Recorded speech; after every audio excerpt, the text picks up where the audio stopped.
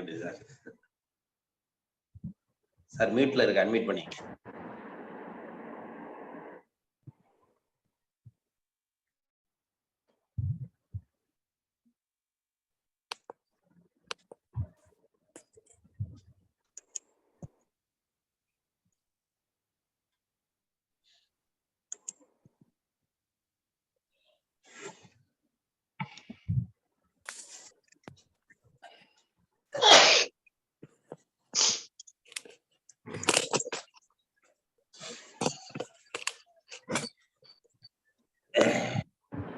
அனைவருக்கும் வணக்கம். எல்லாம் வல்ல இறைவன் திருவுருளால் ரோட்டரி மாவட்டம் மாவட்ட ஆளுநர் வி செல்வநாதன் அவர்களின் சிறிய தலைமையில் Rotary club of Karaikal friends city வழங்கும் காலை சக்கரம் மனிதனின் இயற்கை வாழ்வியல் முறை உடல் உள்பட இந்த திட்டத்தை சிறப்பாக நடத்தி கொண்டிருக்கும் rotary club of Karaikal friends city உதவியாளர் ரோட்டரி ரவி அவர்களுக்கும், தலைவர் ரோட்டரி பிரபாலன் அவர்களுக்கும், செயலாளர் ரோட்டரி ராஜகுமார் அவர்களுக்கும் மற்றும் இன்று நம்முடன் இணைந்து பணியாற்ற காத்துக் கொண்டிருக்கும் rotary club of Mayiladuthurai delta சங்கத்தின் உதவியாளர் ரோட்டரியன் பாலாஜி சார் அவர்களுக்கும், தலைவர் ரோட்டரியன் மோகன் சார் அவர்களுக்கும், செயலாளர் ரோட்டரியன் ஜெயச்சந்திரன் அவர்களுக்கும் மற்றும் திட்ட தலைவர் ரமேஷ் மோகன் அவர்களுக்கும், ஆசான் கண்ணப்பன் ஐயா அவர்களுக்கும், இன்று சிறப்பு விருந்தினராக கலந்து கொண்டு சிறப்பிக்க இருக்கும் ஈழர் இளங்கோன் ஐயா அவர்களுக்கும் மற்றும் இந்த நிகழ்விலே கலந்து கொண்டு சிறப்பித்துக் கொண்டிருக்கும் அனைத்து நல்லுள்ளங்களுக்கும் இந்த காலை வேளையிலே வாழ்த்துக்களையும் வரவேற்பையும் தெரிவித்துக் கொண்டு நிகழ்ச்சியின் முதல் நிகழ்வாக ரோட்டரி இறைவணக்கம் வாசித்து வருகிற Rotary club of Mayiladuthurai delta சங்கத்தின் தலைவர் ரொட்டேரியன் மோகன் அவர்கள்.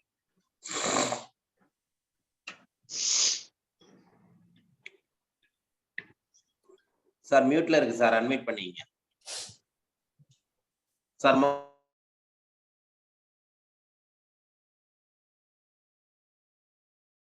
ஓகே, கேக்குதா சார்? கேக்குதா? கேக்குது சார். கேக்குதா? ஓகே, கேக்குது. உட்காந்துட்டே படிக்கலாம் சார். Okay sir, thank you. இறைவா, மனித குலத்தை படைத்த தந்தையே, உயர்ந்த நிறைவான நன்னெறிகளை அடிப்படையாக கொண்ட ரோட்டரி கொள்கையால் இவ்வியக்க நிறுவனரை அகத்துணுதல் செய்தமைக்கு நாங்கள் உனக்கு நன்றி சொல்கின்றோம். உண்மையான ரோட்டரி மெய்ப்பொருளை ஆழமாக ஈர்த்து கொள்ளவும், அனைத்து மக்களிடையே தன்னம்பிக்கையையும் அமைதியையும் நிலைநாட்டி ஓய்வின்றி உழைக்கவும், நிறம், சமயம், தேசம் என்ற தடைகளையும் பாகுபாடுகளையும் நீக்கவும், பொருளாதார சமய தடைகளை களையவும், மேலும் மானிடத்தின் புனிதத்தையும் முறையாக புரிந்து கொள்வதன் மூலம் எல்லா மனிதர்களும், எல்லா குடும்பங்களும், எல்லா நாடுகளும் நட்புறவுடனும் தோழமையுடனும் வாழ்ந்திட உன் புனிதமான திருவடிகளை சுற்றி ஒன்று கூடி மெய்யான படைப்பாளி நீயே என்று புகழ்ந்திட எங்கள் ஒரே உண்மையான நிரந்தரமான எல்லோரும் விரும்புகின்ற தந்தையே, இங்கே கூடியுள்ள ரொட்டேரியன்களாகிய நாங்கள் எங்களுக்கு உதவி செய்யும்படி உன்னை இறைஞ்சுகின்றோம். நன்றி. அனைவருக்கும் காலை வணக்கம். நன்றி. நன்றி சார். ரோட்டரி வணக்கம் பார்த்து ரோட்டரி கிளப் மயிலாடுதுறை டெல்டா சங்கத்தின் தலைவர் மோகன் அவர்களுக்கு நன்றி. அடுத்த நிகழ்வாக இறைவேண்டுதல் அளிக்க வருகிறார் ஆசான் கண்ணப்பன் ஐயா அவர்.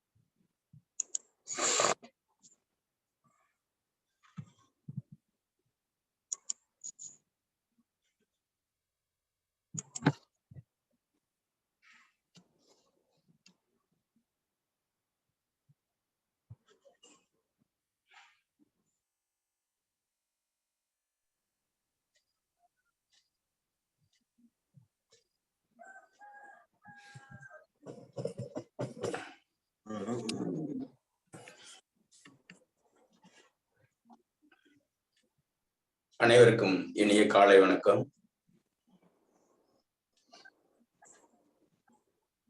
எல்லையற்ற பரம்பொருளை இக்கல்வியின் மூலம் உடலும் உள்ளமும் நலமடைய அருள் புரிவாயாக. ஒட்டிய வயிறும் உயர்ந்த நெஞ்சமும் திறந்த தோள்களும் திண்ணிய நெஞ்சமும் துள்ளும் கால்களும் தோளா இதயமும் மலர்ந்த முகமும் கனிந்த பார்வையும் இவையாவும் பெற்று இயற்கையோடு இறையுணர்வோடு இணைந்து வாழ்வோம். நம் மனம் சாந்தமானது, இரக்க குணமுடையது, நல் எண்ணங்களில் செயல்களில் ஈடுபட அருள் புரிவாயாக. வாழ்க வளமுடன், நலம் பெருக, வளம் பெருக.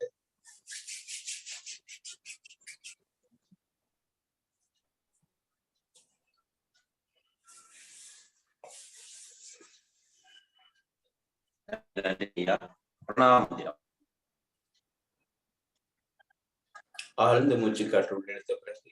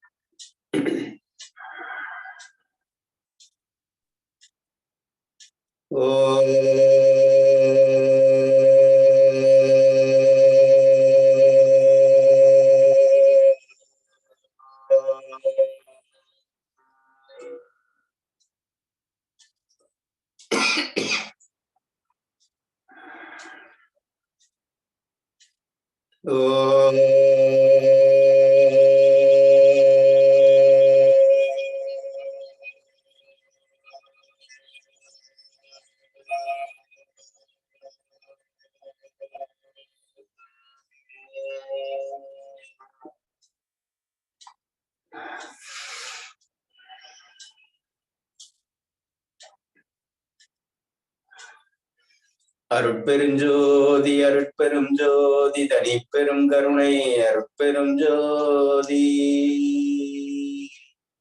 அருட்பெரும் ஜோதி அருட்பெரும் ஜோதி தனிப்பெரும் கருணை அருட்பெரும் ஜோதி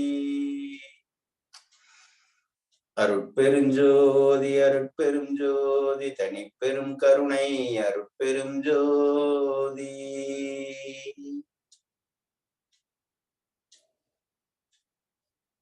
நம்முடைய தாய் தந்தையை வணங்கிக் கொள்கிறோம். இந்த யோக கல்வியை கொடுத்த சித்தர்களை வணங்கிக் கொள்கிறோம். நாளும் அவ்வழியில் பயணிப்போம் என வேண்டிக் கொள்கிறோம். வாழ்க வளமுடன், நலம் பெருக்க, வளம் பெருக்க.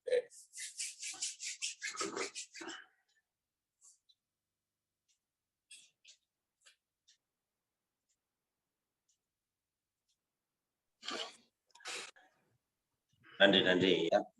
அடுத்த நிகழ்வாக ஆசன பயிற்சிகள்.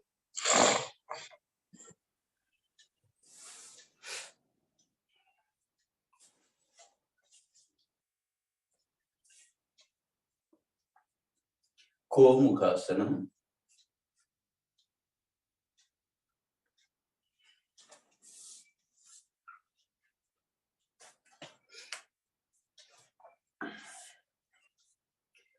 இரு கைகளும் இரு கால் பாதத்தில் இருக்கட்டும். முதுகுத்தண்டு நேராக வைத்து ஆழ்ந்து மூச்சு காற்றை உள்ளெடுத்து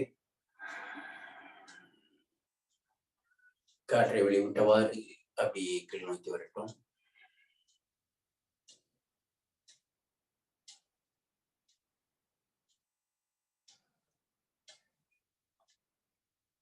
அப்படியே தலை மேல வரட்டுங்க. மூச்சு இழுத்துக்கிட்டே மேல வரும். நேர் அமர்ந்து கொண்டு எடுத்த காற்றை வெளியேற்றி விடுகிறோம். வலது கை மேல வரட்டும். கைகளை கோர்த்து பிடிச்சுக்கலாங்க. 1 2 3 4 5 6 7 8 9. உடலை நேராக வைத்து ஒரு ஆழ்ந்த மூச்சு.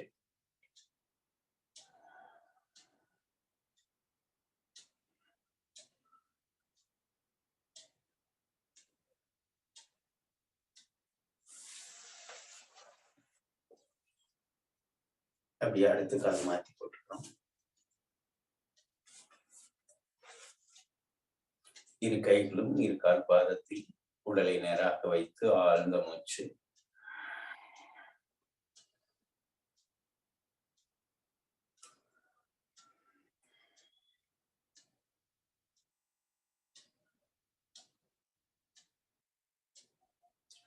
தலை மேல வரும் பொழுது காற்று வெளியே செல்லட்டும். எடுத்த மூச்சு காற்றை வெளியேற்றி விடுகிறோம். இப்ப இடது கை மேல வரட்டும். 1 2 3 4 5 6 7 8 9. ஒரு ஆழ்ந்த மூச்சு.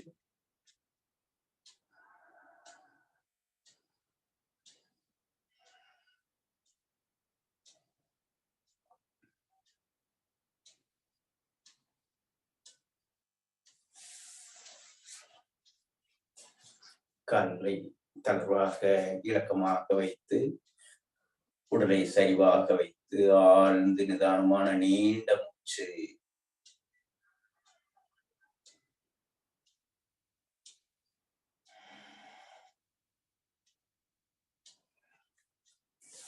பத்மாசனா. இடது கால் முதலில் இடது கையில் இடது கால் முட்டியை அழுத்தி வலது கையில் வலது கால் பாதத்தை பிடித்து இரு கைகளும் சின்முத்திரை, இரு கண்களும் நம்முடைய மூக்கு நுனியை கவனிக்கட்டும். முதுகு தண்டு நேராக இருக்கட்டும். நம்முடைய கண்கள் மூக்கு நுனியை கவனித்து அப்படியே புருவ மத்திக்கு போகட்டும்.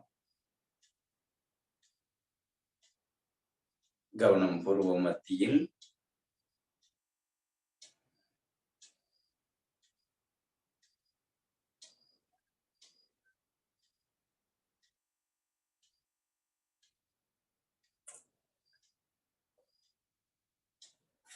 அப்படியே கைகள் பின்னாடி கட்டி உடலும் தலையும் நேர்கோட்டில் வைத்து ஆழ்ந்து மூச்சு எடுத்து அக்காற்றை வெளிவிட்டவாறு அப்படியே கீழ் நோக்கி கொண்டு வருகிறோம்.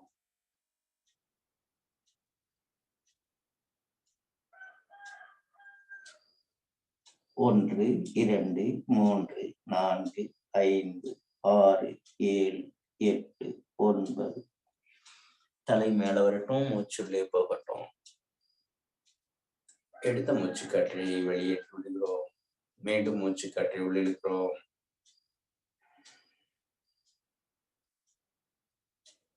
வலதுபுறமாக வலது கால் முட்டியில் நம்முடைய மூக்கு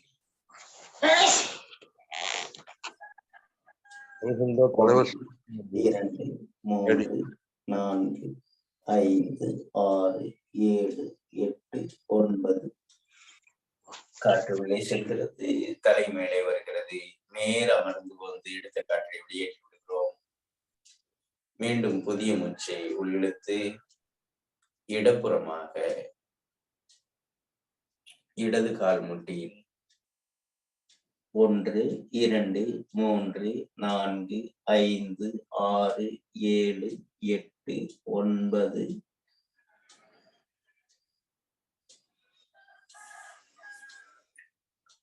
ஆனந்த முத்திரையில் இரு கைகளும் இரு கால் முட்டி மீது வைத்து உள்ளங்கைகள் வானத்தை நோக்கி வைத்து ஒரு நிதானமான நீண்ட மூச்சு காற்று உள்ளிழுத்து மெல்ல மெதுவாக வெளியேறுகிறது.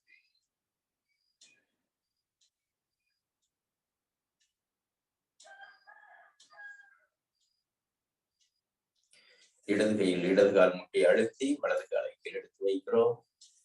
இடது காலை கீழ் எடுத்து வைக்கிறோம். செய்த பயிற்சிகளுக்கு கால்களுக்கு ஓய்வு கொடுக்கிறோம். கால்கள் நன்றாக ஃப்ரீயாக விடுங்க.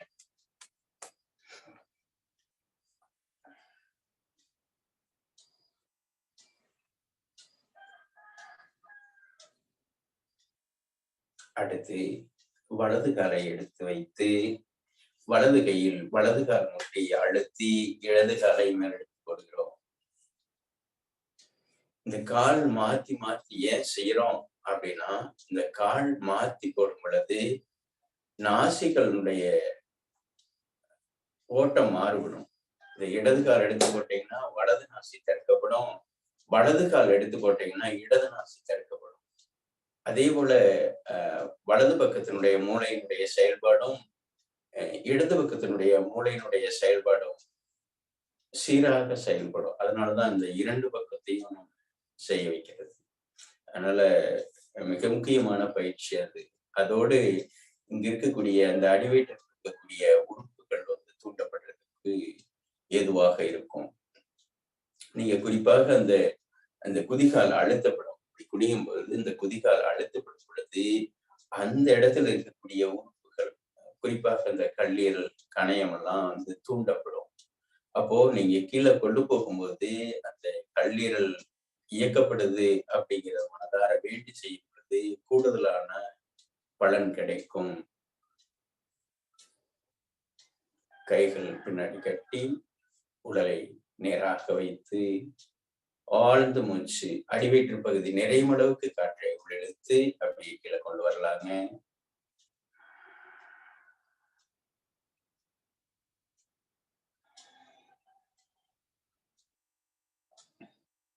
ஒன்று, 2, 3, 4, 5, 6, 7, 8, 9.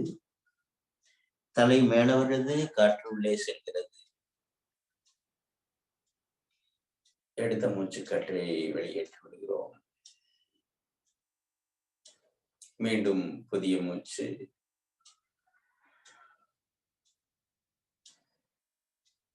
ஆழ்ந்து உள்ளிழுத்து வலப்புறமாக வலது கால் முட்டியில்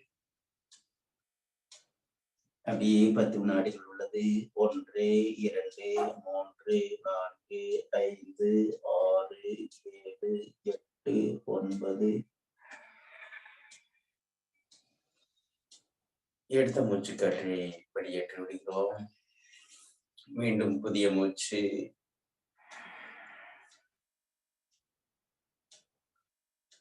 இடது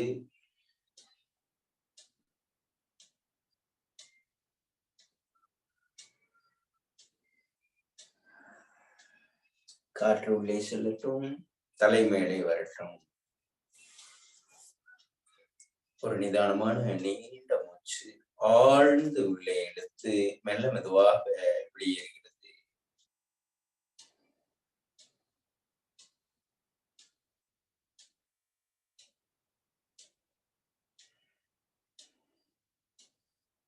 அடுத்ததாக கோணாசனம். இடது கை தரையில் உள்ளது, வலது கை காதோடு சேர்த்து எந்த அளவுக்கு முடியுமோ அந்த அளவுக்கு சாய்வாக கொண்டு போயிடலாங்க. அப்படியே 10 வினாடிகள். 1, 2, 3, 4, 5, 6, 7, 8, 9.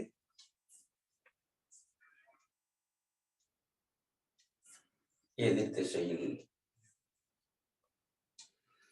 1, 2, 3, 4, 5, 6, 7, 8, 9.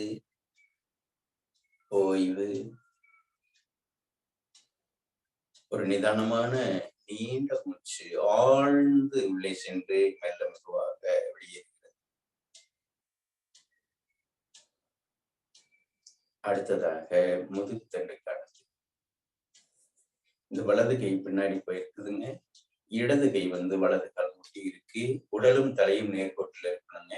நேராக வைத்து காற்றை உள்ளிழுத்து அக்காற்றை வெளிவிட்டவாறு அப்படியே கொண்டு போலாங்க. 1, 2, 3, 4, 5, 6, 7, 8, 9. ஓய்வு. ஒரு நிதானமான ஆழமான மூச்சு இழுத்து மெதுவாக வெளியேறுகிறது. எதிர் திசையில்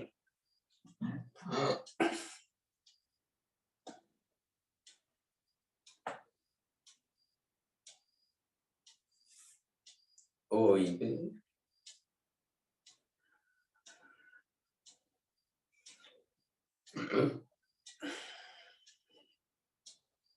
அப்படியே தோள்பட்டைக்கான பயிற்சி நன்றாக மேலும் கீழும் போய் வரட்டுங்க.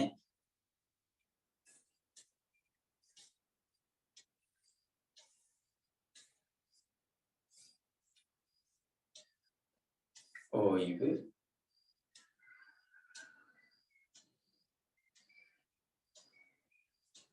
அப்படியே கைகளின் தோள்பட்டையில் உள்ளே வெளியே.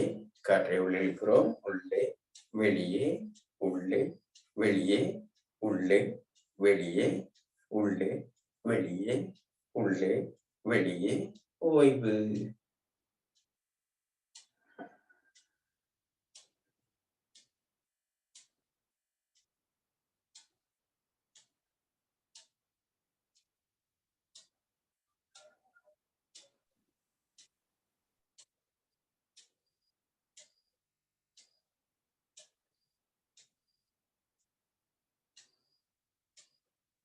கைகள் பக்கவாட்டில். திருமூலர் பத்திரிகா. உள்ளே வெளியே உள்ளே வெளியே உள்ளே வெளியே உள்ளே வெளியே உள்ளே வெளியே உள்ளே வெளியே உள்ளே வெளியே உள்ளே வெளியே. ஓய்வு.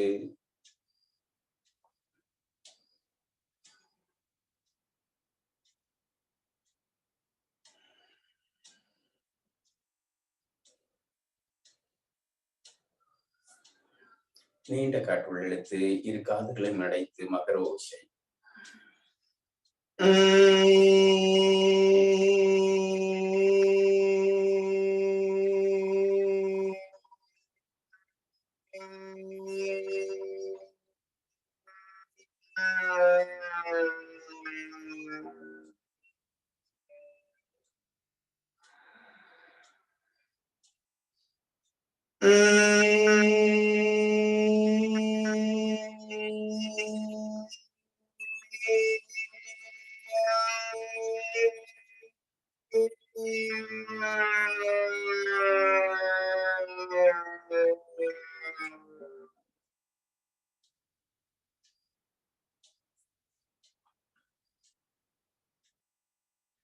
இடதுகையில் சுமுத்திரை, வலதுகையில் பிரணவ முத்திரை. சுழல் மூச்சு பயிற்சி 7 சுற்று செய்கிறோம்.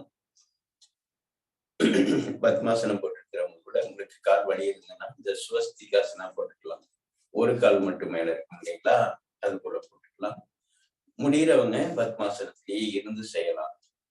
பத்மாசனத்திலிருந்து செய்யும் பொழுதும் இந்த ஆசனத்தில் இருந்து செய்யும் பொழுதும் இந்த ஸ்பைனல் கார்டு நேரா இருக்கும். அதோட இந்த நுரையீரலுடைய விரிவாக்கம் கூடுதலாக இருக்கும். அதனால இந்த நிலையில் செய்வது மிகச் சிறப்பு. 7 சுற்று பொறுமையாக நிதானமாக ஆழ்ந்து உள்ளே சென்று மெல்ல மெதுவாக வெளியேறட்டும்.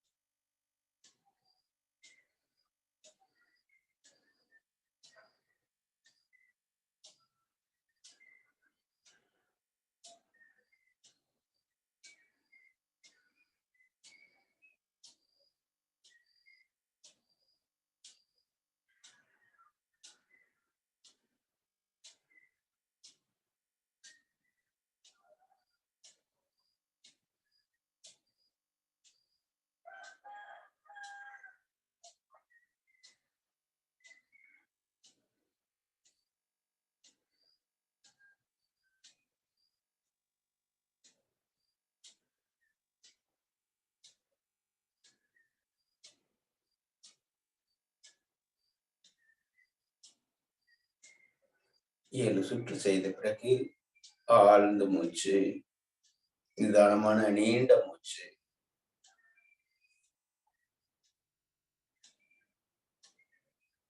வாழ்க வளமுடன். நலம் பெறுக, வளம் பெறுக.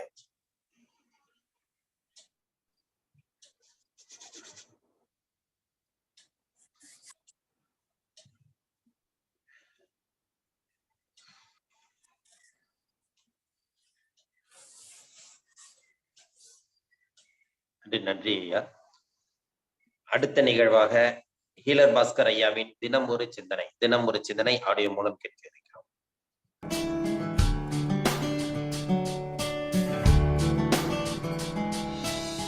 செழிக்கட்டும் விவசாயம், சீர்படட்டும் நிர்வாகம். வேந்தர் டிவி நேயர்களுக்கு காலை வணக்கம்.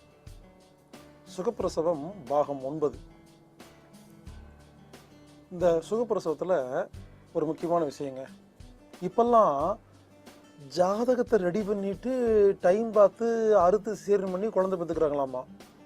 இது எப்படி தெரியுமா? இயற்கைக்கு முரண்பானது, இறைவனுக்கு எதிரானதுங்க. குழந்தை அது தானாக வெளியே வரணும். எந்த நிமிஷம் வெளியே வருதோ அந்த நிமிஷம் குழந்தை வெளியே வரணும்.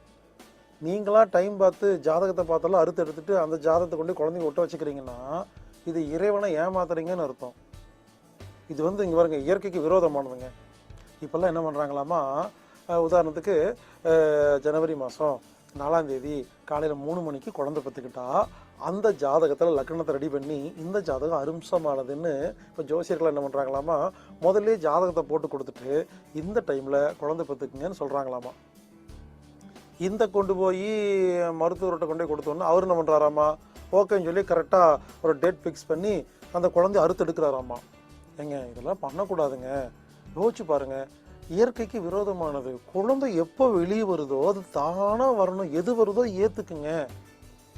அதாவதுங்க, உங்கள் வீட்டில் நீங்கள் என்ன பண்ணுறீங்க, சமையல் பண்ணிகிட்டு இருக்கீங்க.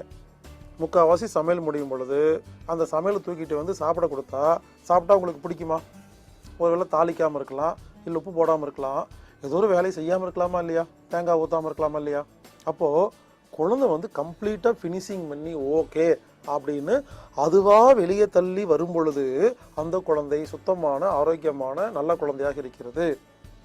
நீங்களா ஒரு டைம் வச்சு அறுத்தீங்கன்னு வச்சுங்களேன், பாதி வேக்காடு பதர் அப்படின்னு பேர்.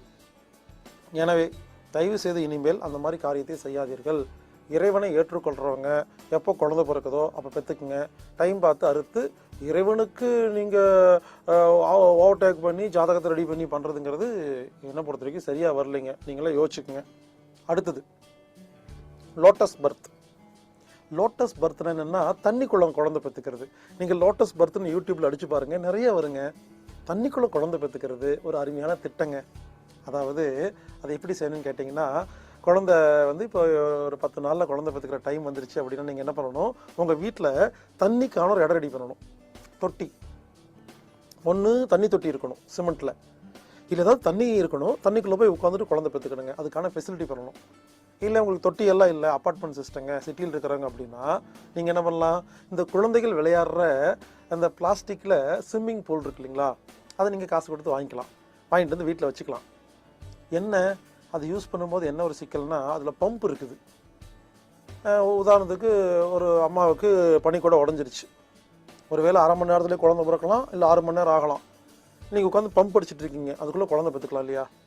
அதனால் அது பம்ப் அடிக்கிறது கொஞ்சம் லேட் ஆகுது. அது பார்க்குறதுக்கு சின்ன ஸ்விம்மிங் பூலாக இருக்குது, பம்ப் அடிக்கிறதுக்கு ரொம்ப லேட் ஆகுதுங்க. கொஞ்சம் கொஞ்சமாக காற்று உள்ளே போகுது. ஒருவேளை நீங்கள் இந்த எலக்ட்ரிக்கல் பம்பில் சுவிட்சு போட்டு காற்றடிக்கிற மாதிரி ஏதாவது பம்ப் இருந்ததுன்னா, உங்கள் வசதியானவங்களாக இருந்தால் நீங்கள் அதை வாங்கி வச்சுக்கிட்டு பனிக்கூட உடஞ்ச உடனே அந்த பம்ப் அடித்து என்ன பண்ணுங்க, அந்த ஸ்விம்மிங் பூல் ரெடி பண்ணிடுங்க. ரெடி பண்ணிவிட்டு அதில் தண்ணியை ஊற்றி அதுக்குள்ளே போய் அம்மா உட்காந்துட்டு குழந்தை பெற்றுக்கணுங்க. இவருங்க பச்சை தண்ணி ஊற்றிடாதீங்க. அதாவது பச்சை தண்ணி ஊற்றுங்க, அதை சுடு தண்ணியாக மாற்றிடுங்க. ஒருவேளை பச்சை தண்ணிக்குள்ளே போய் உட்காந்துனாங்க தெரியுமா, குழந்தை லேட் ஆகுங்க. ஆமாங்க, அம்மா குழந்தைய வெளியே தள்ளுறதுக்கு சூடுதான் வேணும்னு பார்த்தோமா இல்லையா? அப்போ பச்சை தண்ணிக்குள்ளே போய் உட்காந்து என்ன ஆகும், சூடு குறைஞ்சிரும். 1 மணி நேரத்தில் பிறக்க வேண்டிய குழந்தை 8 மணி நேரம் ஆயிரும். எனவே அந்த தொட்டியில் சுடு தண்ணி ஊற்ற வேண்டும். என்னென்னா பார்க்கறதுக்கு சின்ன தொட்டியாக இருக்கும். உடனே நீங்கள் சுடுதண்ணி ஊற்றி ரப்ப முடியாது. ஏன்னா ஒரே ஒரு அடுப்பு தான் வச்சுருப்பீங்க, கேஸ் அடுப்பு வச்சுருப்பீங்க. அதில் குண்டா வச்சு எவ்வளோ நேரம் ஆகுறது? இல்லை ஹீட்டர் வச்சுருப்பீங்க, இல்லை இந்த பக்கெட்டில் போடுற ஹீட்டர் வச்சுருப்பீங்க, இல்லை அடுப்பு வச்சுருப்பீங்க. அப்போ என்ன பண்ணணும், ஏற்கனவே தயாராக இருக்கணும். அந்த மாதிரி பனிக்கூட உடஞ்சோடனே அந்த ஸ்விம்மிங் ஃபுல்லாக சுடுதண்ணி ஊற்றுறதுக்கு நிறைய ஆப்ஷன் வச்சுருக்கணும். அதுக்கான ஏற்பாடு இல்லை எதிர் வீடு பக்கத்து வீட்டில் சொல்லி வச்சுட்டு நான் வந்து கேட்கும் பொழுது எனக்கு சுடுதண்ணி காய்ச்சி கொடுங்கன்னு சொல்லி என்ன பண்ணணும், இந்த மாதிரி பனிக்கூட உடஞ்சோடனே அந்த வீட்டில் இருக்குங்க ஜாலியாக கேஷுவலாக என்ன பண்ணணும், கேட்டிலில் ஹீட்டரில் தண்ணி எடுத்துகிட்டு வந்து ஊற்றிட்டு இருக்கணும். அதை வந்து சுடுதண்ணியில் எப்பவுமே இருக்கணும். அப்போது இவருங்க உடனே போய் உள்ளே போய் உட்காந்துடக்கூடாது. குழந்தை வெளியே வர வரைக்கும் மூச்சு பயிற்சி செஞ்சுக்கிட்டு சுடுதண்ணி ஒத்தனம் கொடுத்துட்ருக்கணும். அந்த குழந்தை வெளியே வரும் பொழுது அப்படியே தான் சுடுதண்ணிக்குள்ளே இறங்கினீங்கன்னா வழி தெரியாமல் என்னாகும், குழந்தை வெளியே வந்துடுங்க. ஏன் இந்த சுடுதண்ணி குளத்துல நம்ம குழந்தைய பத்துக்கிறதுன்னு கேட்டிங்கன்னா, நிற்கும் பொழுது கயிறு பிடிச்சி இழுக்கேன்னு சொன்னீங்களா, சில நேரத்தில் குழந்தை வேகமாக கீழே விழுகும்போது மண்டையில் அடிபடுறதுக்கு வாய்ப்பு இருக்குங்க. அப்போ தண்ணிக்குள்ளே இருந்தால் அம்மா என்ன பண்ணலாம், வசதியாக கையை காலை ஆட்டி வச்சுக்கலாம், எப்படி வேணால் வச்சுக்கலாம். அந்த கை காலில் இந்த யானை மாதிரி நம்ம குழந்தைக்கு விளையாட்டு காட்டுவோம் இல்லைங்களா, அந்த மாதிரி உட்காரலாம், கால் நீட்டி உட்காரலாம், செவத்தில் சாஞ்சிக்கலாம். அந்த பனிக்குடத்துக்குள்ளே அந்த ஸ்விம்மிங் பூலுக்குள்ளே நீங்கள் இருந்தீங்கன்னா உங்கள் இஷ்டத்துக்கு எப்படி வேணாலும் உடம்பு ஆட்டலாங்க. அப்போ உங்களுக்கு வசதிக்கு தகுந்த மாதிரி ஆட்டினீங்கன்னா அந்த குழந்தை வெளியே வந்து விழுந்துடும். சில பேர் சொல்கிறாங்க குழந்தை தண்ணிக்குள்ளே விழுந்துருச்சுன்னா மூச்சு அடைச்சிடும்னு. ஏங்க 10 மாதம் குழந்தை தண்ணிக்குள்ளே தாங்க இருக்குது. புரிஞ்சுக்குங்க, குழந்தை வெளியே வந்தோடனே மூச்சு காற்று இழுக்காதுங்க. வெளியே வந்து விழுந்த உடனே நீங்கள் தான் உடனே தூக்கிடுறீங்களா இல்லையா, அது உள்ள தண்ணிக்குள்ளேயே இருந்த குழந்தைங்க. அப்போ தண்ணிக்குள்ளேயே வரும்பொழுது மூச்சு இழுக்காது. வெளியே வந்து நீங்கள் தண்ணியிலேருந்து வெளியே எடுத்தீங்கன்னா தான் மூக்கு ஓப்பன் ஆனால் தான் அதுக்கப்புறம் மூச்சு இழுத்து அழுகும். எனவே லோட்டஸ் பர்த் அப்படிங்கிறது என்னென்னா தண்ணிக்குள்ளே குழந்தை பெற்றுக்கிறது. ஆக மொத்தம் நாம் சுகப்பிரசவம் அப்படிங்கிற பேரில் இப்போ நாம் பார்த்துட்ருக்கிறது 9வது பாகம். இந்த 9 பாகத்தையும் முழுவதுமாக பார்த்துவிட்டு ஒவ்வொரு பெண்களும் தான் இனிமேல் எந்த ஒரு மருந்து சாப்பிடாம ஹாஸ்பிட்டல் போகாமல் சுகப்பிரசவத்தை வீட்டிலே பெற்றுக்கொண்டு தொப்புள் கொடியை பாதுகாப்பாக வைத்து மறுட்டி முறையில் தொப்புள் கொடியை வெட்டாமல் பெற்றுக்கொண்டு அந்த தொப்புள் கொடியை பாதுகாப்பாக வைத்து ஸ்டெம் செல்ஸ் அப்படிங்கிற வித்தையை கற்றுக்கொண்டு இனிமேல் நாம் நாட்டு குழந்தையை பெற்றுக்கொள்வோமாக. புரிந்து கொள்ளுங்கள், மாடு நாட்டு மாடாக இருக்கணுங்கிறதுக்காக எவ்வளோ நாள் போராடணும். இனிமேல் நாட்டு மனுஷனாக இருக்கணுங்கிறதுக்கு யாருமே போராடலை. அதனால் நாமெல்லாம் என்ன பண்ணுவோம், இனிமேல் நாட்டு மாடா ஜெர்சி மாடா அப்படிங்கிற சண்டை மாதிரி நாட்டு குழந்தையா ஜெர்சி குழந்தையா அப்படிங்கிற விஷயத்தில் நாம் அறிவை அதிகப்படுத்தி கொண்டு இதை பள்ளிக்கூடங்களில் காலேஜில் சொல்லிக் கொடுத்து உலகில் உள்ள இனிமேல் அனைத்து பெண்களும் நாட்டு குழந்தையை பெற்று நன்றாக வாழுமாறு வேண்டி விரும்பி கேட்டுக்கொள்கிறோம். செழிக்கட்டும் விவசாயம், சீர்படட்டும் நிர்வாகம். மீண்டும் நாளை சந்திப்போம்.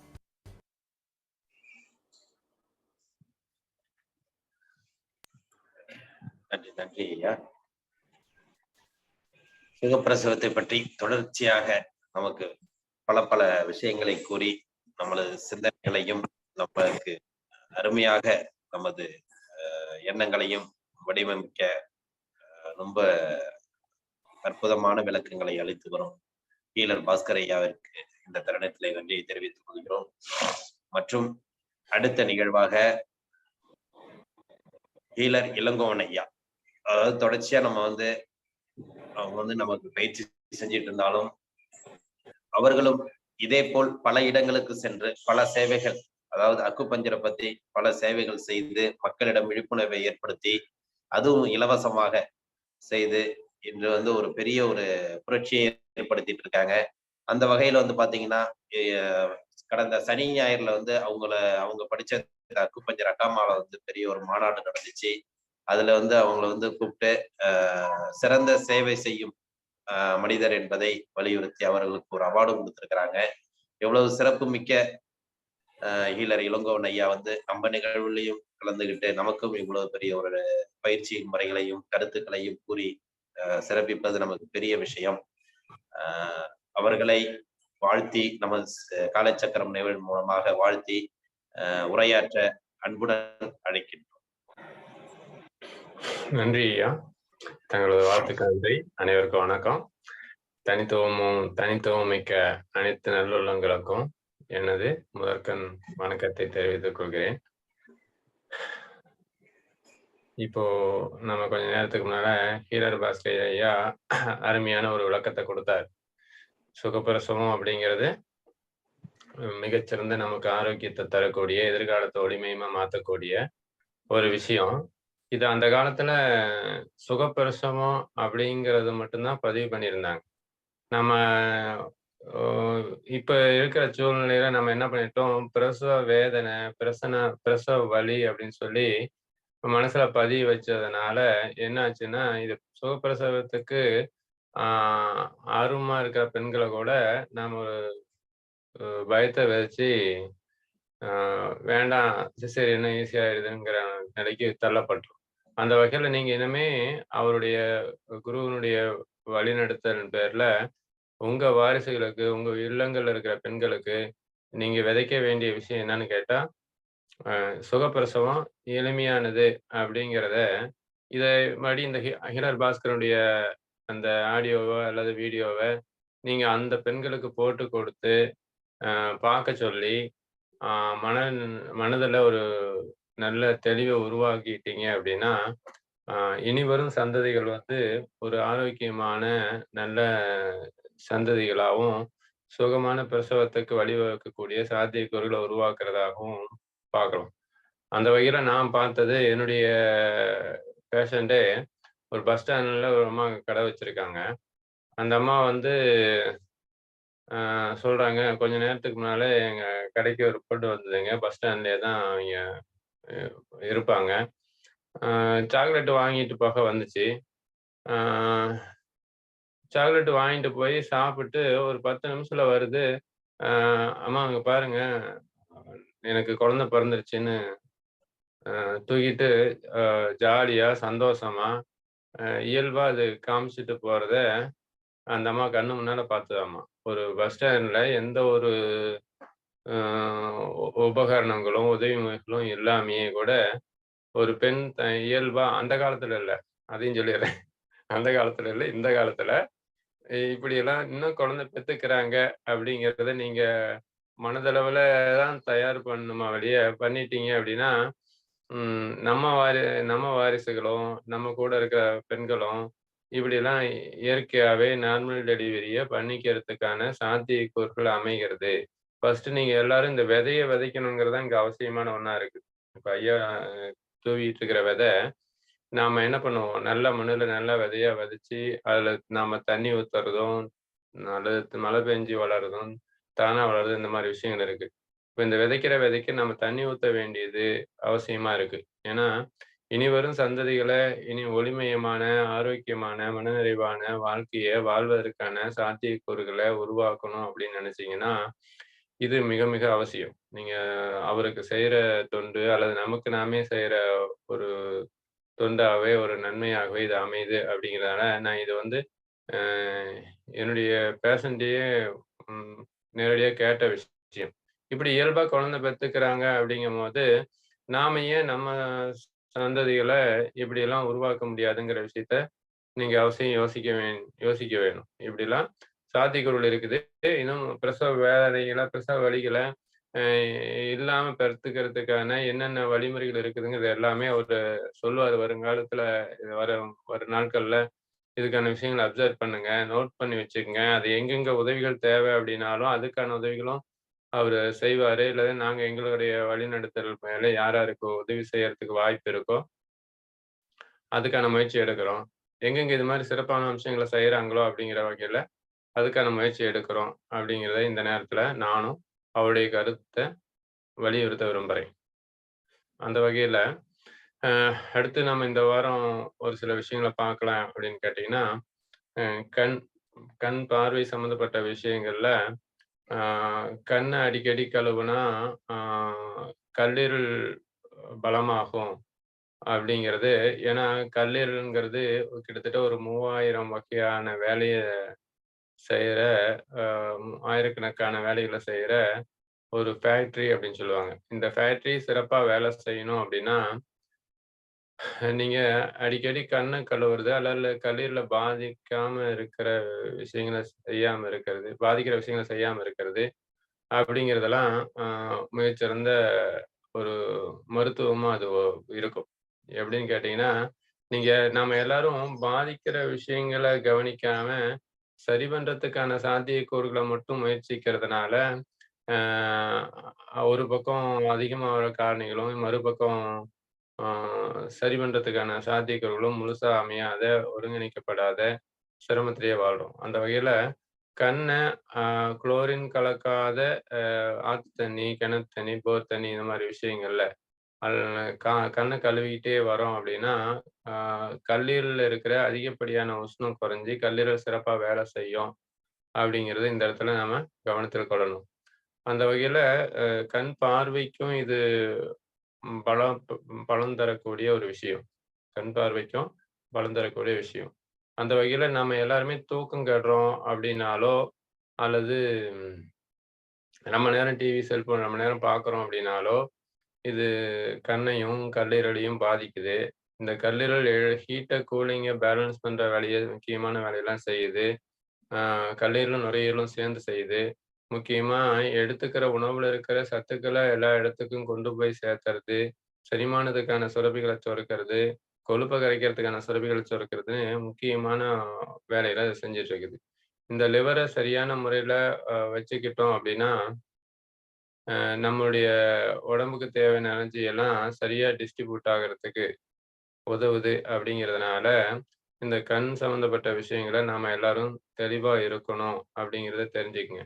இதுல இன்னும் ஒண்ணு என்ன செஞ்சர்றோம் அப்படின்னா, ஆ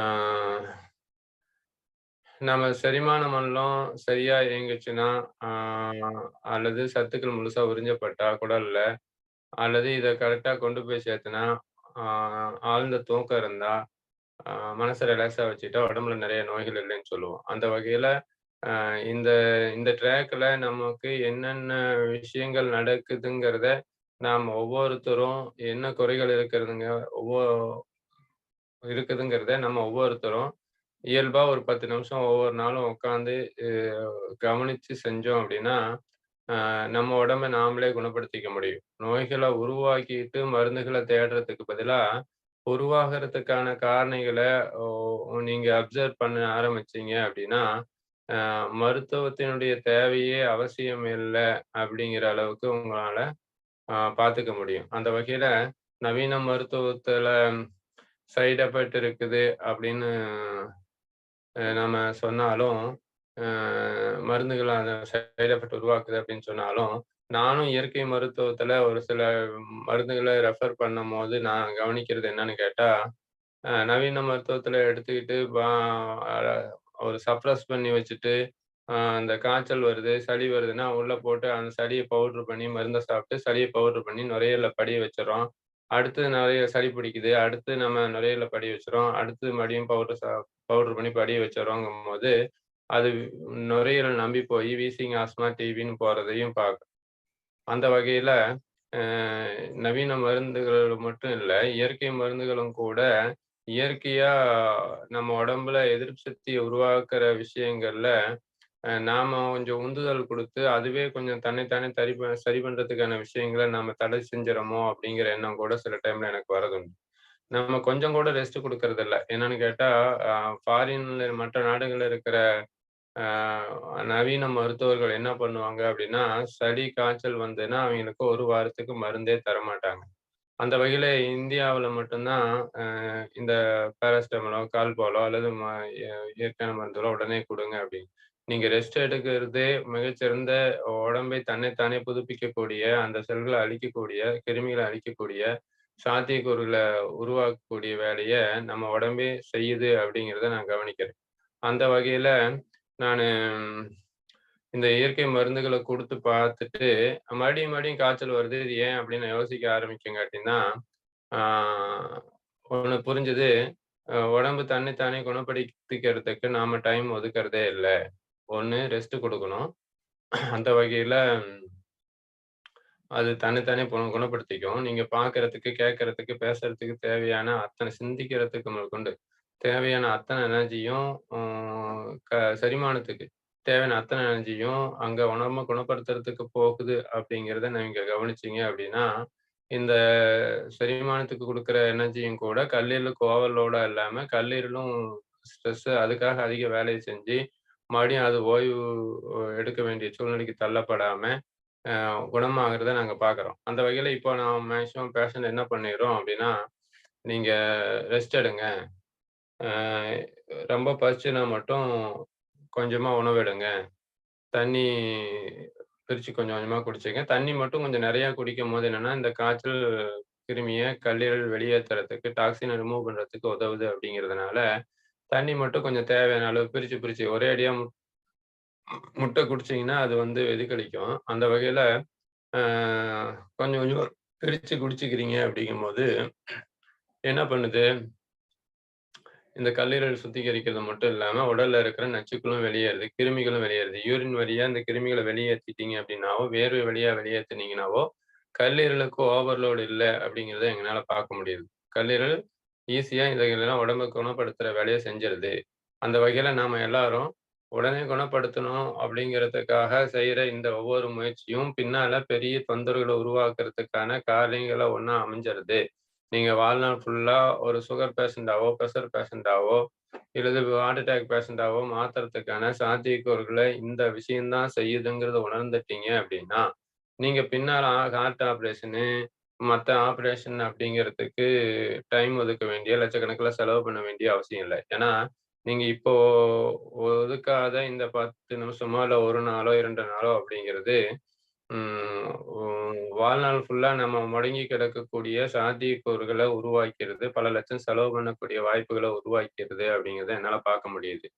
அந்த வகையில ஒரு 10 வருஷத்த அல்லது 20 வருஷத்த ஆயுள கூட நீடிக்க முடியும் உங்கனால அப்படிங்கிறதையும் இதிலிருந்து உணர்ந்துக்கங்க. அதுவும் இல்லாம பெரிய பெரிய நோய்கள் வராம ஆரோக்கியமாவும் வாழ முடியும். நீங்க இப்ப ஒதுக்குற இந்த 1 நாள், 2 நாள் அப்படிங்கிறது அந்த காய்ச்சல் வரும்போது எடுக்கிற ஒரு சில நாட்கள் ரெஸ்ட்டுங்கிறது, அ பின்னால உங்களுடைய ஆயுச கூட்டுற, ஆரோக்கியத்த வளர்த்துற, பெரிய நோய்கள் வராம தடுக்கிற, மருந்துகள் சாப்பிட வேண்டிய அவசியம் இல்லாம, நீங்க நைட்டு பகலா சம்பாதிச்சு கஷ்டப்பட்டு சம்பாதிக்கிற ஒரு பணத்த கொண்டு போயி வீண் செலவு ஒரே சில நாட்கள வீண் செலவு பண்றதுக்கான வாய்ப்புகள் இல்லாம உருவாக்குற இந்த வேலைய இது செய்யுது அப்படிங்கிறதுனால, இனி வரும் காலங்கள்ல எந்த அளவுக்கு ரெஸ்ட் தேவை, அதுக்காக லீவ் போட்டாலும் பரவால்ல, நீங்க சொல்லிட்டு அவசியம் லீவ் எடுக்கிறதும், ரெஸ்ட் எடுக்கிறதும், இல்ல வீட்ல இருக்கிற பெண்களா இருந்தா நீங்க அவங்களுக்கு கொஞ்சம் ரெஸ்ட் குடுத்துட்டு, அவங்கள ரெஸ்ட் எடுத்து வைக்கிறதும், அவங்கள பின்னால நோயாளிகளா மாத்தாம இருக்கிறதுக்கு உதவுது அப்படிங்கிறத நீங்க இனிமே புரிஞ்சுக்கங்க. ஏன்னா, நான் உலகத்திலேயே இந்தியாவுல தான் சுகர் பேஷண்ட் ஒரு ஆய்வுகள் சொல்றாங்க. உலகத்திலேயே இந்தியாவுல தான் sugar patient, cancer, AIDS patient, ஆ பிரஷர் பேஷண்ட் அதிகம் அப்படிங்கிறது. அதுவும் பார்த்தா தமிழ்நாட்டுல தான் அதிகமாமா. இந்த தமிழ்நாட்டுல எதனால இந்த அதிகம் அப்படிங்கிற ஆய்வுகள்ல முக்கியமா நம்ம வடநாடுகள்ல கம்மியா இருக்குது. அங்க வறுமையா இருந்தாலும் உணவு குறைவா எடுக்குறாங்க. ஆனா, அங்க வந்து இந்த விஷயங்கள் இல்ல. ஒரு சில மாநிலங்கள்ல இருந்து இங்க வந்து வேலை செய்றாங்கன்னு சொல்றோம்ல. அவைங்க எதனால இங்க வந்து வேலை செய்றாங்க அப்படின்னு பார்த்தா, அவைங்க குறைஞ்ச சம்பளத்துக்கு அதிக உடல் உழைப்ப கொடுக்கக்கூடிய வல்லமையோட இருக்கிறாங்க. ஆனா, அவைங்க நம்ம அளவுக்கு ஒரு நிறைய உணவுகள எடுக்கிறதுக்கான வாய்ப்புகளும் இல்ல அப்படிங்கும்போது, உழைப்ப எப்படி அதிகமா குடுக்க முடியுது? அப்படிங்கிறத நீங்க சிந்திக்க ஆரம்பிச்சீங்க அப்படின்னா, உடல் உழைப்பையும் அதிகமா குடுத்துட்டு, வருமானத்தையும் குறைவா குடுத்தா கூட வாங்கிட்டு போற அளவுக்கு இருக்கிறாங்க அப்படின்னா, எப்படிங்கிறத நீங்க எல்லாம் யோசிக்க ஆரம்பிக்கணும். ஒரு விஷயத்த நாம பிளஸ்ஸ மைனஸ பார்க்கிறத விட, அதில இருக்கிற பிளஸ்ஸ எல்லாம் நம்ம பார்க்க ஆரம்பிச்சோம் அப்படின்னா, நாமளும் ஆரோக்கியமா வாழ முடியும். அவைங்கள பார்த்தீங்கன்னா, குறைஞ்ச அளவு ஒ உணவு குடுத்து, அல்லது தேவையான அப்ப மட்டும் தேவையான உணவு மட்டும் குடுத்து, கல்லீரலுக்கு ஓவர்லோட் இல்லாம, அ அத வந்து சிறப்பா வேலை செய்ற அளவுக்கு தக்க வச்சுக்கிட்டு, அ கடின உழைப்பு குடுக்குற அளவுக்கு உடல வலுவை உருவாக்குற வேலைய செய்யுது. ஏன்னா தசை நரம்புகள தசைகள வலுவாக்குற வேலைய இந்த கல்லீரல் செய்யும் அப்படிங்கிறதுனால, இந்த கல்லீரல பாதிக்காம இருக்கிற விஷயங்கள நாம கவனிச்சுட்டோம் அப்படின்னா, இன்னும் உடல்ல ஆரோக்கியமா இருக்க முடியும் அப்படின்னு. நாம அடிக்கடி என்ன பண்ணிர்றோம், அ உணவு குடுத்தது இல்லாம இடையில இடையில சத்து மாவு கஞ்சியோ, அதாவது டீ, காஃபிலாம் விட்டுருங்க. அது கொஞ்சம் ஒரு தேவையில்லாத விஷயம்னு நெனச்சா கூட, அ சத்து மாவு கஞ்சி அல்லது அ இயற்கையான மூலிகை சூப்பு அப்படிங்கிற வகையில கூட குடுக்குறோம் அப்படின்னா, அத சாப்பிட்டு ஒரு 4 மணி நேரம் கழிச்சு, உணவு எடுத்து 4 மணி நேரம் கழிச்சு மறுபடியும் பசிச்சா தான் அதுக்கான இந்த மாரி மூலிகை ஆரோக்கியத்துக்கான பானங்கள குடுக்கணுமா ஒழிய, இது இடையில இடையில குடுத்தா சத்து சத்துன்னு சொல்லி, ஏற்கனவே போன உணவு செரிமானம் ஆகுறதுக்கு முன்னால அடுத்த உணவ குடுத்து, அது ஃபுட் பாய்சன் ஆகிட்டு நச்சுத்தன்மை ஏற்பட்டு ரத்தத்துல கலந்து ஒவ்வொரு ரூபாய் பாதிக்கப்படுற மாதிரி செய்யறங்கிறத நீங்க உணர்ந்துட்டீங்க. உங்க வாரிசுகளுக்கு இதை சொல்லி கொடுத்துட்டீங்க அப்படின்னா, இதுதான் அவங்களுக்கு நீங்க சேர்த்து வைக்கிற சொத்து. உங்க வாரிசுகளுக்கு சேர்த்து வைக்க வேண்டிய சொத்து என்னன்னா, வாழ்க்கையை எதிர்கொள்ளக்கூடிய கல்வியும், ஆரோக்கியமா உடம்ப மனசை வச்சுக்கிறதுக்கான வழிமுறைகளும் தான். அந்த வகையில ஹீரர் பாஸ்கர் ஐயா சொன்ன மாதிரி, உங்க பாடத்திட்டத்துல அரசனுடைய பாடத்திட்டத்துல இந்த நார்மல் டெலிவரியோ, ஆரோக்கியத்துக்கான வழிமுறைகளோ கொண்டு போய் வைக்கிறதுக்கான ஒரு வாய்ப்புகளை நீங்க ஒவ்வொருத்தரும், நாம எல்லாரும் ஒவ்வொருத்தரும் சேர்ந்து தான் உருவாக்கணும். அப்படிங்கிறதுனால இந்த இடத்துல நானும் எல்லாத்திட்டையும் கேட்கறது என்னன்னா, இந்த பாடத்திட்டத்துல வைக்கிறதுக்கான குழந்தைங்க மனசுல விதைச்சிட்டீங்கன்னா, அதாவது பிஞ்சு மனசுலயே அந்த நல்ல விதைய விதைச்சிட்டீங்க அப்படின்னா, அது பின்னால வாழ்நாள் ஃபுல்லா நிம்மதியா வாழ்வதற்கான சாத்தியக்கூறுகளை உருவாக்கிடுது. நம்ம கொடுக்குற கல்வி இனிமே இது மாதிரி இருக்கணுங்கிறதுக்காக நீங்க என்ன பண்ணுங்க, இந்த உங்களுக்கு தெரிஞ்ச இந்த கல்வித்துறையில அல்லது சட்டத்துறையில அல்லது அரசியல் துறையில இருக்கிற வல்லுநர்கள்கிட்ட இந்த பாடத்திட்டத்தை வைக்கிறதுக்கான விஷயங்களை நாங்க ஒரு சிலரை ஏற்பாடு பண்றோம் அப்படின்னா, அதுக்காக நீங்க அதுக்கு ஒத்துழைப்பை அங்க விதைச்சிட்டு வர்றீங்க. அவங்களுடைய மனசுல இது மாதிரி வாய்ப்புகள் இருக்கு, இது நல்லதுங்க, எல்லாத்துக்கும் சேர்ந்து தான் நல்லது அப்படின்னு விதைச்சிட்டு வாங்க. அந்த வகையில நாங்க இந்த அடிப்படை பாடத்திட்டத்தை கொண்டு போய் சேர்த்திடுவோம். பாடத்திட்டத்தை வச்சுட்டோம் அப்படின்னா, நீங்க மறுபடியும் குழந்தைங்களுக்காக சொத்து சேர்த்து வைக்க வேண்டிய அவசியமே இல்லை. ஏன்னா அடிக்கடி காமராஜர் சொல்லுவாரு, அப்ப சொல்லுவாராம், அந்த காலத்திலேயே கிட்டத்தட்ட ஒரு 100 வருடங்களுக்கு முன்னாடியே சொல்லியிருக்காரு, உன் குழந்தை ஊனமா இருந்தா சொத்து சேர்த்து வை, சொத்து சேர்த்து வச்சு ஊனமாக்கிடாத அப்படிம்பார். அந்த வகையில நீங்க சேர்த்து வைக்க வேண்டிய சொத்து பணம் அப்படிங்கிறத விட, இந்த ஆரோக்கியமான உடலும், வாழ்க்கையை எதிர்கொள்ளக்கூடிய கல்வியும், மனசை ஃப்ரீயா வச்சுக்கக்கூடிய சாத்தியக்கூறுகளையும் உருவாக்கி கொடுத்துட்டீங்கன்னா, அது வாழ்க்கையில வெறுங்கையுங்காலோட போனாலும் எங்க போனாலும் பிழைச்சுக்கும். இந்த கல்வி முறை தான் இப்ப நமக்கு அவசியமா இருக்குது. அதனால நீங்க இனிமே இந்த கல்வி முறைய குழந்தைங்களுக்கு மனசுல விதைக்கிறதுக்கு, சொல்லிக் கொடுக்கறதுக்கு என்ன வாய்ப்புகளோ நம்ம எல்லாரும் சேர்ந்து அதுக்கான முயற்சி செஞ்சு விதைச்சிருவோம். அந்த வகையில இந்த கல்லீரலோ அல்லது செரிமான மண்டலமோ எப்படி வேலை செய்யுதுங்கிற அடிப்படை பாடத்திட்டத்தை ஒரு 5வதுக்குள்ளார வைக்கிறோம். ஒரு 10வதுக்குள்ளார இன்னும் கொஞ்சம் அடுத்த ஸ்டேஜ்ல கொண்டு போய் வைக்கிறோம் அப்படின்னு சொல்லி இந்த கல்வி முறைகளை சொல்லி கொடுத்துட்டீங்க அப்படின்னா, ஆரம்பத்துல இருந்தே இவங்க கடைபிடிக்கும் போது எப்படி நேரமா தூங்கணும், நேரமா எந்திரிக்கணும், வெயில்ல இருக்கணும், வெளிக்காத்து உள்ள வரணும், ஆழ்ந்த தூக்கம் வரணும், மனசை எப்படி ஸ்ட்ரெஸ் இல்லாம பேலன்ஸ் பண்ணிக்கணும், இப்படிங்கிறதெல்லாம் இருக்கணும். ஸ்ட்ரெஸ்ஸுங்கிறது அந்த சின்ன குழந்தை கோவப்படுற மாதிரி ஏற்கனவே சொல்லியிருப்பேன். குழந்தைங்களும் கோவப்படும். ஆனா அந்த குழந்தைங்களுக்கு கோவப்படும் போது கல்லீரல் பாதிக்கல, படபடப்பு வரல, ப்ரெஷர் வரல, ஆஸ்பத்திரிக்கு அட்மிட் பண்ண வேண்டிய சூழ்நிலை வரல. ஆனா நம்ம அதே கோவப்படும் போது ஏன் வருதுன்னு எல்லாம் யோசிச்சோமா? இனிமேலாவது யோசிங்க. கோவம் தான் 2 பேரும் படுறோம். நமக்கே படபடப்பு, ப்ரெஷரு, ஹார்ட் அட்டாக் இந்த மாதிரி கோவப்படும் போது வருது அப்படிங்கிறத புரிஞ்சுட்டீங்க அப்படின்னா, அவங்களும் எதிர்காலத்துல அது மாதிரி உணர்ச்சிகளை கையாள கத்துக்குவாங்க. உணர்ச்சிகள் கோபமோ, சோகமோ, மோகமோ ஒவ்வொருத்தருக்கும் அவசியம்தான். இது எப்படி கையாளுறதுன்னு தெரியாம உடம்பையும், மனசையும், குடும்பத்தையும் பாதிக்கிற மாதிரி செஞ்சுட்டு நம்ம வைத்தியம் பண்ணிட்டு இருக்கிறோம். அப்போ கத்தியும், நெருப்பும், செல்போனும் சரியான முறையில பயன்படுத்துறோம் அப்படின்னா, அதுவே நமக்கு ஒரு பலன் தரக்கூடிய நல்ல விஷயமா அமையுது. இது எப்படி பயன்படுத்துறதுன்றா சொல்லி கொடுக்கணுமா வழிய, செல்போனையே தொட வேண்டாம் அல்லது கத்தியே தொட வேண்டாம், நெருப்பே தொட வேண்டாம்னு சொன்னா, நம்ம எப்படின்னா அதனுடைய பலன்களையும் இழந்துடுறோமோ, அது மாதிரி இனிமே வருங்காலங்கள்ல இந்த மாதிரி விஷயங்களை சொல்லி கொடுக்கறதுக்கு ஒதுக்குங்க. அந்த வகையில நீங்க கல்லீரல பலப்படுத்துறதுல கண்ணை அடிக்கடி கூலிங் பண்ணும்போது பார்வை திறன் அதிகம் பண்ணுது. அதாவது குளோரின் கலக்காத தண்ணி, குளோரின் கலக்கின தண்ணியா இருந்தா மண்பானையில 6 மணி நேரம் ஊத்தி வச்சிருந்தீங்க அப்படின்னா, அந்த தண்ணியை எடுத்து கண்ணை கழுவும் போது கல்லீரல் பலப்படுது, செரிமானம் சரியா நடக்குது அப்படிங்கிறதையும் நீங்க இனிமே உணர்ந்துக்குங்க. அந்த வகையில கண் பார்வையை பலப்படுத்துறதுல ஒரு வாரத்துல ஒரு நாளோ, ஒரு 5 நாளைக்கு ஒரு நாளோ கோவை இலை, அப்புறம் சின்ன வெங்காயம், சீரகம், ஒரு 5, 6 கோவை இலைய ஒரு 2 சின்ன வெங்காயத்தோட 2 சிட்டிகை சீரகத்தோட நல்லா சின்ன உரல்ல இடிச்சு சாறு எடுத்து பழைய வெள்ளை காட்டன் துணியில கட்டி 2 கண்ணுலையும் 2 சொட்டு விடுறீங்க அப்படின்னா இது கல்லீரலுக்கான மருந்து. அது மட்டும் இல்ல, கண் பார்வையை பலப்படுத்துற ஒரு மருந்து. கண் எரிச்சல் அல்லது இன்னும் இந்த பூல வரும் மெட்ராசை எல்லாம் சொல்லுவீங்கல்ல, எரிச்சல், மெட்ராசை இந்த மாதிரி விஷயங்களுக்கு எளிமையான மருந்து. பார்வைத்திறனை கூட்டுற ஒரு மருந்து.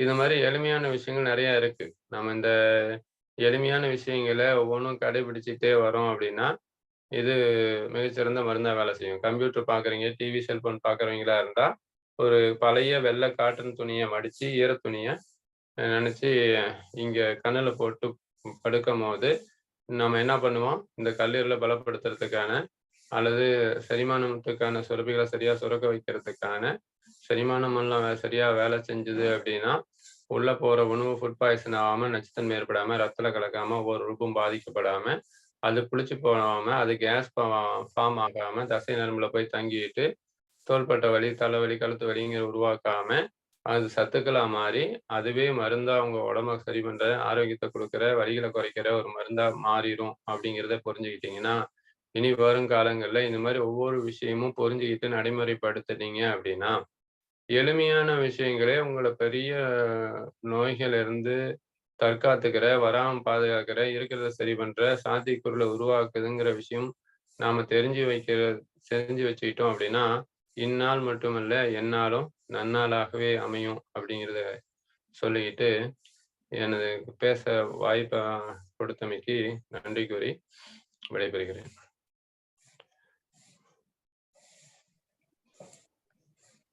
நன்றி ஐயா.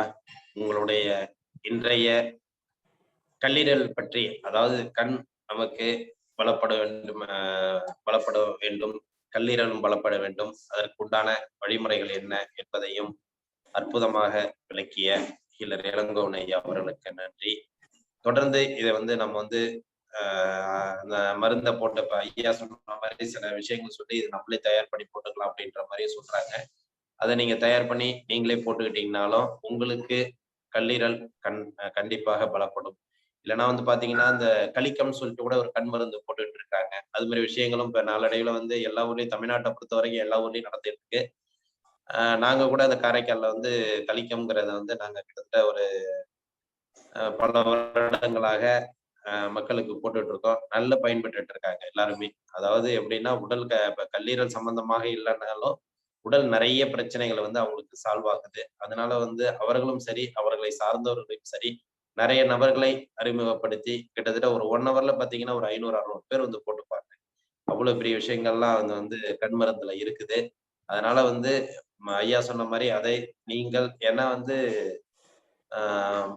இது எரியுமோ அப்படிங்கிற ஒரு கான்செப்ட், இல்ல கண்ணு நம்ம மென்மையானது, அது கண்ணுனால நமக்கு அது கண்ணு போயிடுமோ அப்படிங்கிறத நீங்க கண்டிப்பாக கவலைப்பட வேண்டாம். ஏன்னா இதை கிட்டத்தட்ட நாங்களாம் ஒரு 7-8 வருஷமா போட்டுட்டு இருக்கோம். அதனால கண்ணு குறைபாடுகளும் வராது, கல்லீரலும் பலப்படும். இனிமேல் கண் குறைபாடுகள் உள்ளவர்களுக்கும் கண்டிப்பாக நிவர்த்தி ஆகும்.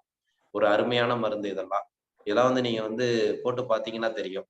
உங்களுக்கு நல்ல விஷயம். அதனால தொடர்ச்சியாக ஐயா சொன்னது போல் இதை பயன்படுத்தி பாருங்கள். உங்களுக்கு உடல், அதாவது கண்ணு இல்லாம உடல் சார்ந்த நிறைய பிரச்சனைகள் சால்வ் ஆகும் அப்படிங்கிறத நாங்க அனுபவ ரீதியா அதை பார்த்துட்டு இருக்கிறோம். அதனால இன்னைக்கு ஒரு நல்ல ஒரு கருத்தை கூறிய ஹீலர் இளங்கோவன் ஐயா அவருக்கு நன்றி. ஏன்னா அவங்க தொடர்ச்சியா சில 2 நாள் வெளியில இருந்ததுனால இன்னைக்கு கலந்து கொள்ள முடியுமாங்கிற ஒரு சூழ்நிலை இருந்துச்சு. ஆனா தொடர்ச்சியா நான் வந்துகிட்டு இருக்கிறதுனால இன்னைக்கு காலைல கண்டிப்பா கலந்துப்பேன் அப்படிங்கிற மாதிரி ஒரு சொல்லிட்டு, அப்புறம் அதனாலதான் நம்ம மெசேஜ் போட முடியல. இன்னைக்கு நம்ம நிகழ்ச்சியில, தொடர் நிகழ்ச்சியில கலந்துகிட்டு நல்ல ஒரு விளக்க உரை கொடுத்த ஹீலர் இளங்கோவன் ஐயா அவருக்கு நன்றியை தெரிவித்துக் கொள்கிறோம். நன்றி ஐயா. நன்றி. மற்றும்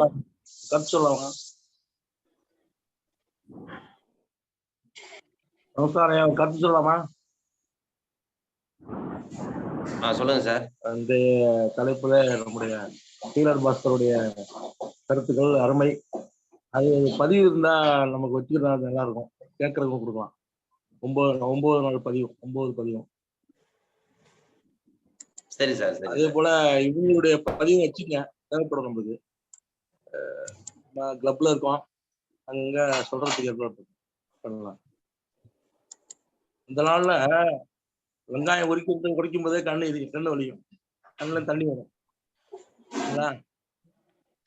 அது கல்லீரல் வரைக்கும் நம்ம சுத்தம் பண்ணதுங்கிறத நம்ம இன்னைக்கு தெரிஞ்சுட்டோம். சாதாரண வெங்காயம் உரிக்கும் போதே கண்ணுல தண்ணி வரும். அது கல்லீரல்ல சாதாரணமா நம்ம வேலை செய்யும் பொழுதே அது பணியா செஞ்சிடுது. முன்னோர்கள்லாம் அப்படிதான் இருந்திருக்காங்க அப்படிங்கிறது ஒரு எடுத்துக்காட்டு.